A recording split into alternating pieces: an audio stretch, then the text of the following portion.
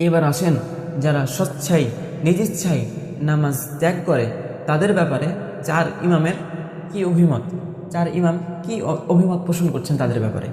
আমরা প্রথমে আসি হানাফি মাযহাবের মতে। ইমাম আবু হানিফা রাহিমাহুল্লাহ বলেন, যে ব্যক্তি স্বচ্ছায় নিজ ইচ্ছায় সালাত ত্যাগ করলো, নামাজ ত্যাগ করলো, তাকে সর্বপ্রথম বন্দি করতে হবে। বন্দি করার পরে তাকে 3 দিন সময় দিতে হবে।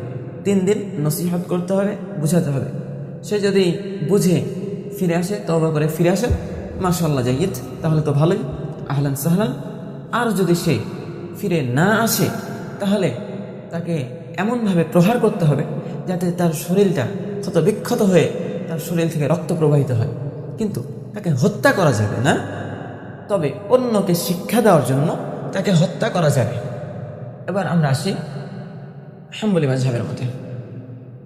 তেনারা বলেন, হাম্বলি মাযহাবের মতে তাদের অভিমত হচ্ছে যে স্বচ্ছাই সালাত ত্যাগ করে তাকে কাফের হিসেবে হত্যা করতে হবে। এবং একই অভিমত ইমাম মালিকিরাও পোষণ করেছেন। সর্বপ্রথম তাকে 3 দিন বোঝাতে হবে। সে যদি বুঝে ফিরে আসে, আহলান সাহলান।